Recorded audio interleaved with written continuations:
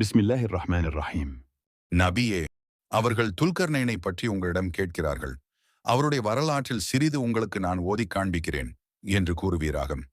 நிச்சயமாக நாம் அவருக்கு பூமியில் தம் ஆட்சியை நிறுவ வசதிகள் அளித்தோம். இன்னும் ஒவ்வொரு பொருளை பற்றி அதை எப்படி பயன்படுத்த வேண்டும் என்ற அறிவை அவருக்கு கொடுத்தோம். ஆக அவர் பூமியில் ஒரு வழியை பின்பற்றி சென்றார்.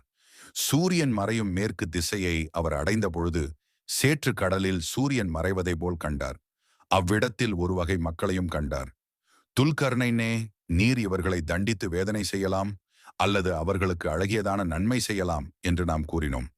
ஆகவே அம்மக்களிடம் துல்கர்னைன் கூறினார், உங்களில் எவன் என் கட்டளையை மீறி அநியாயம் செய்கிறானோ அவனை நாம் தண்டித்து வேதனை செய்வோம். பின்னர் அவன் தன் இறைவனிடம் கொண்டு போகப்பட்டு அவனும் அவனை மிக்க கடினமாக வேதனை செய்வான் என்றார். ஆனால் எவன் ஈமான் கொண்ட நற்செயலை செய்கிறானோ அவனுக்கு அழகான நற்கூலி இருக்கிறது. இன்னும் நம்முடைய கட்டளைகளில் இலகுவானதை அவனுக்கு நாம் கூறுவோம். பிறகு அவர் மற்ற ஒரு வழியை பின்தொடர்ந்து அதில் ஓர் எல்லையை அடைந்தார். இறுதியாக அவர் சூரியன் உதிக்கும் இடத்தை கிழக்கு திசையை அடைந்த போது ஒரு சமுதாயத்தின் மீது அது உதிப்பதாக அதை கண்டார். அதற்கு முன்னால் இருந்து அதன் வெப்பத்திலிருந்து அவர்களை காப்பாற்றும் நிழல் தரும் மலை, மரம், வீடு போன்ற ஒரு தடுப்பை அவர்களுக்கு நாம் ஆக்கியிருக்கவில்லை.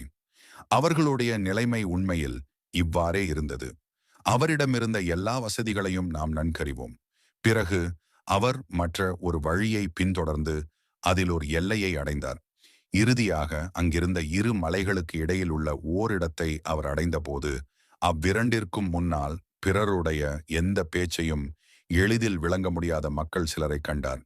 அவர்கள் சைகையால் கூறினார்கள், துல்கர்னைனே, நிச்சயமாக யாஜூஜ் மாஜூஜ் என்னும் மக்கள் எங்கள் ஊரில் வந்து பெரும் விஷமம் செய்கிறார்கள். எங்களுக்கும் அவர்களுக்கும் இடையில் நீர் ஒரு தடையை ஏற்படுத்தும் பொருட்டு நாங்கள் உமக்கு ஒரு தொகையை தரலாமா என்று கேட்டார்கள். அதற்கு அவர், என் இறைவன் எனக்கு கொடுத்திருப்பதே போதுமானது, மிக்க மேலானது. ஆகவே உங்கள் உழைப்பு எனும் வலிமையை கொண்டு எனக்கு உதவுங்கள்.